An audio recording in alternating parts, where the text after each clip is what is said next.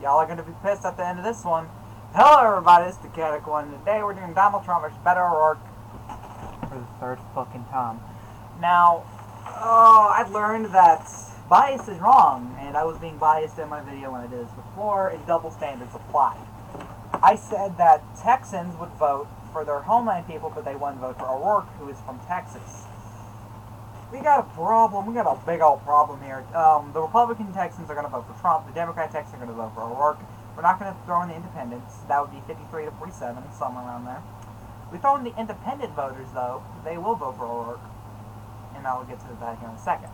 So, Washington will be safe. That is an obvious fact. Let's do a couple things here. Chart lanes. I'm sorry, it's been a little bit. Full screen. There we go. Now you don't see that stupid taskbar thing. Oregon, I think, will be likely. Again, it is starting to turn to red, even though Democrats don't want you to know that. They don't. It is turning red. So Washington put very slowly. There we go. Trump is most likely going to campaign here, but I think it will be fruitless. If he doesn't campaign, it'll be safe. But if he does campaign, it'll be likely to lean. California, no, bad. California will go to O'Rourke, that's safe. If it's safe, I'm not going to explain. Hawaii, unless it's a state like Iowa or Ohio. Pardon me. Alaska is safe. You know what, let's just fill in the safe states. Screw it. Iowa, I think, will be safe in this scenario. I really do. Not Georgia. I don't think Georgia will be safe. Let's see here. The day Maine at large becomes safe for Republicans within the next 2 elections is the day I'm just like, screw it, I'm done. Let's see here. Illinois safe. Let's see. Alright, so we got 132 safe electoral votes and 188 electoral votes for O'Rourke. Now, let's start filling in the map.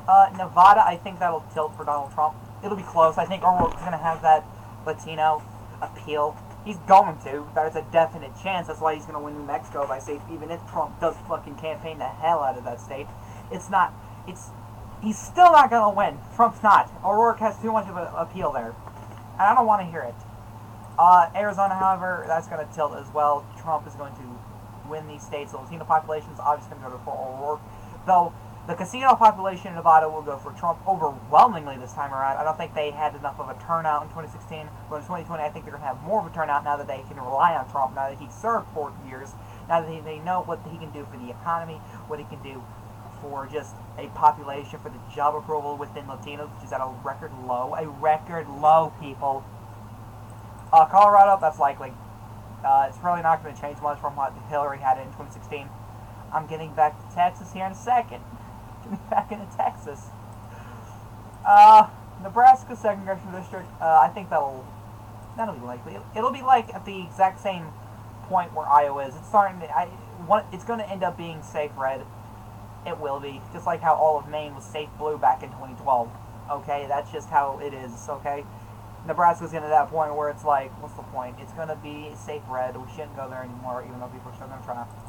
Minnesota, I think it'll be lean. I think Trump's going to keep campaigning here. He's starting to have that appeal up in the Midwest here, and it's starting to be too much. The countryside of Minnesota, I think that's what it's called, Serpentman, Connor, Copper Politics State. Anybody, any of you, David, tell me what this is. David Karras. I just naming out random people that I know comments on my videos a lot, so I'll just start naming more people, and then when I have like 1,000 subs, I'm like, oh god, we can't think of any. Wisconsin, I think, will be lean as well. Pennsylvania as well. Pennsylvania, Wisconsin have the roughly around the same approval rating for Trump, higher than that of Michigan, which Michigan for the Trump administration seems like to be a loss, which, let's be honest, it is a loss at this point. Something I call. But it's not going to go to a Democrat like O'Rourke by likely or safe margins. It'll be most like tilt margins, if we're being honest. It'll be a tight race, but I think Michigan will end up going to Beto O'Rourke closely. Trump, it'll be likely for Ohio. Ohio is trending red so fast. Trump is having that appeal up within the New England states. Ohio is, of course, not in the New England states, but he's close to it. And it's close to Indiana, which usually outpours in the Rust Belt. Of course, Ohio being part of the Rust Belt. Actually the entirety of the Rust Belt, including Illinois, is trending red. If Kanye were to run in 2024 under his little birthday party, he could win out the state just by the Chicago vote by itself. Virginia, that'll be likely for Beto O'Rourke. The administration and the progressives will probably vote for together in this scenario. O'Rourke can appeal to both sides of the Democratic spectrum. North Carolina, it's going to be likely. There's going to be a lot of Democrats who are going to look at Beto to be like, he's going to be the next Obama. He's going to appeal to everybody. He's going to bring in O'Rourke care or some garbage like that. Georgia, again, the South is trending. Or, yeah, a lot of these South, like Louisiana, Mississippi, Alabama, Georgia, they are trending blue. If you just pay attention to it, the blue vote every single election year is getting higher and higher. Not by much, just by a little bit. If you pay attention to the midterms, Louisiana, governor is Democrat. Mississippi, governor could be a Democrat in this year. Could be. I think it'll happen, but, again, it could be red. And if it's red, I won't say it's trending blue anymore. I'll track back and say it's trending red. I'll say it right here, right now. Florida, I'm going to say it's trending blue. Fuck. Florida, it's likely. I'm sorry, don't get mad. I'm sorry. It's likely, I'm sorry. New Hampshire, I think it'll end up being likely, which gives Trump the win. So, there, Trump won. I'm happy. Yes. Maine at large, I do think that will end up going to O'Rourke by tilt margins. It's going to be close. The second and first districts are going to be pretty damn safe, like at 10 or 11%.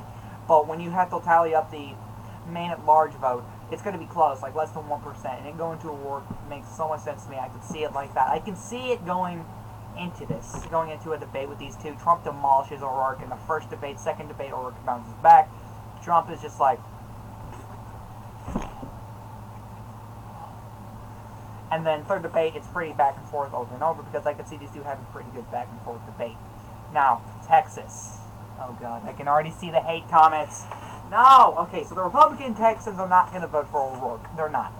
They're absolutely not. But the independent or the independent or unaffiliated Texans are going to vote for, to me, I can see it like this. Two criteria. They will vote for anybody that, Texas went to Ted Cruz in the Republican primary. That is not given. They go for whoever's from Texas. If O'Rourke is still in the primary by then, I can assume that he'll either be first or second in the primary if Hillary doesn't run. Oh my God! Speaking of which, I'll have to talk about that in this video. But really, the talks of her running has just fucking increased like tremendously. Can we talk about that for a second? At the end of the video. The Democrats from Texas are going to vote for O'Rourke. The unaffiliated will vote for anyone from Texas or whoever they believe will be the choice. When there's someone from Texas, the vote will be split, in which will usually go to Republicans. Usually. But now the Demographics are changing in Texas. There are more Democrats now.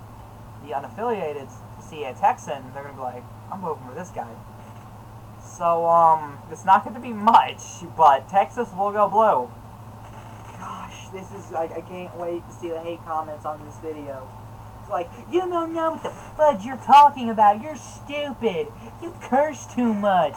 Man, I'm gonna go watch LTE. At least he's a never Trumper, but he doesn't think Texas will go to Beto. It's like, is it Beto or Beto, or is it Beta? Anyway, this is the final electoral map. 272 to 266. Trump doesn't need Texas to win. Okay, all he needs to do is split Nevada, Minnesota, and New Hampshire, and he's good. He's good. As long as he flips those three states, he doesn't need Texas. Okay. He does it. He does it. All he needs to do is split Nevada, Minnesota, and New Hampshire. He could lose Texas and Michigan. He's still good.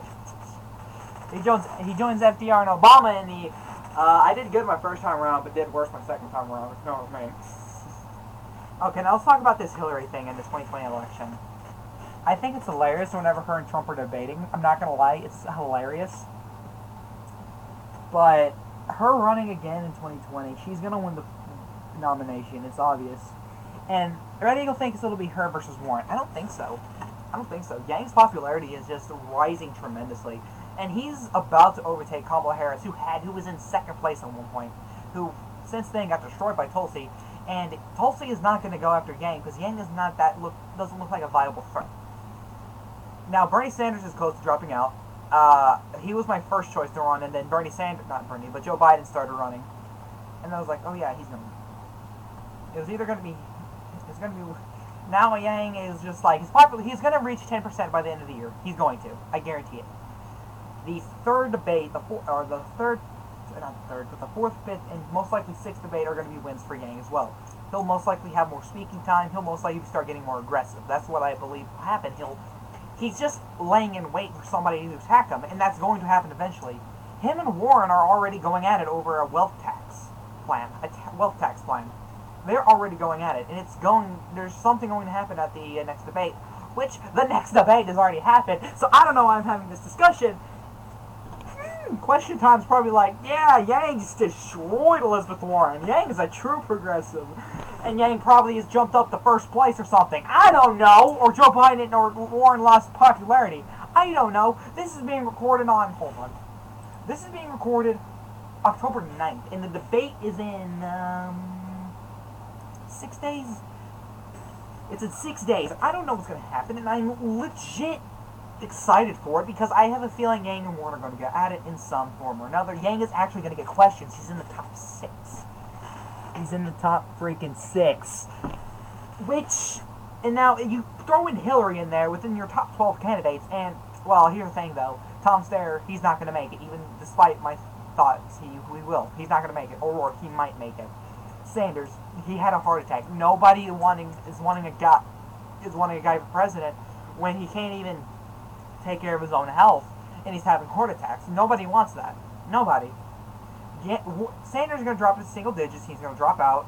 Something I didn't think I'd say, but it's going to happen. Biden, he's not going to drop to double digits. He's going to stay in. The race will most likely end up being a 4 or 5-way race by the end of it.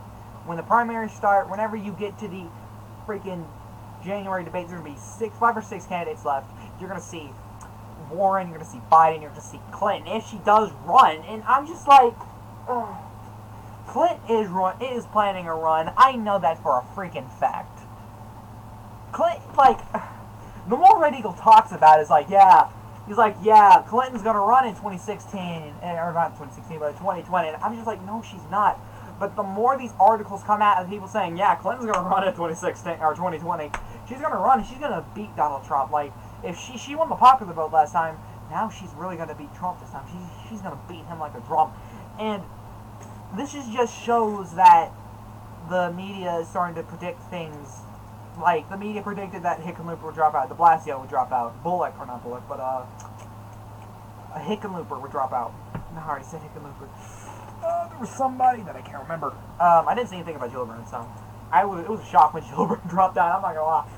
But if Clinton does join in by December, January, which still, trust me, she'll probably be like in 3rd place right off the get-go. Because the Las Vegas betting odds is Warren, Biden, Clinton's Yang. Those 4 are staying in the race. That's an obvious given. And then with the other 2, which I think will most likely end up being O'Rourke if he decides to, because I think O'Rourke is going to be John Kasich to this. He's going to wait till his state's primary is over, and then he'll drop out. That's how I see it happen. The 5th person, or actually that's it. It's going to be a 5-person race. Pretty much. O'Rourke is going to drop out after Texas, and then the other 4 will just stay in until the race is over. Because the superdelegates, with just 5, the superdelegates are going to be like, yep, Clinton, fuck it, I don't care. 85% Clinton, boosh! That's how it works, guys.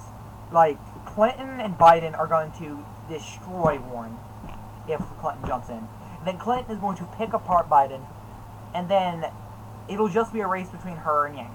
O'Rourke is going to drop out by the time Texas. Anyway.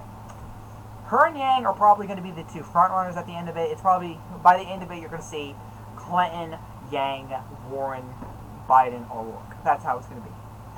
Those 5 are the only ones who won delegates.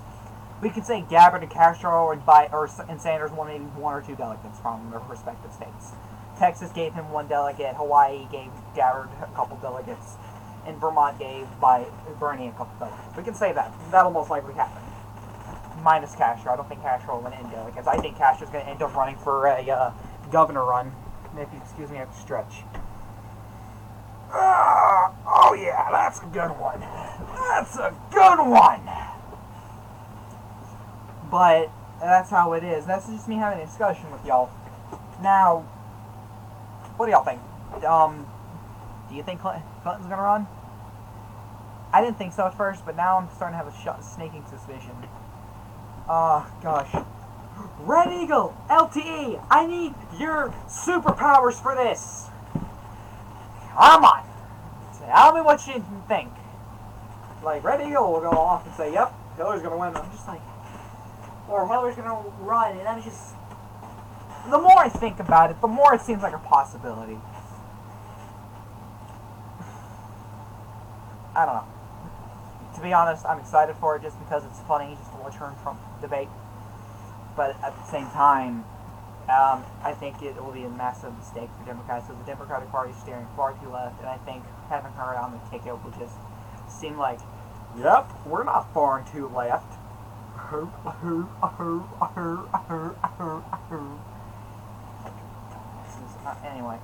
Anyway, guys, this is the Caddick one. Oh Lord, God, Texas being blue is not shocking to me. O'Rourke might win it. Now, if I were to flip Nevada, he wins, but I don't think Nevada could go either way, in my opinion. So, if you win Nevada, you won the race. Congratulations. Anyway, guys, this is the Caddick one saying, peace.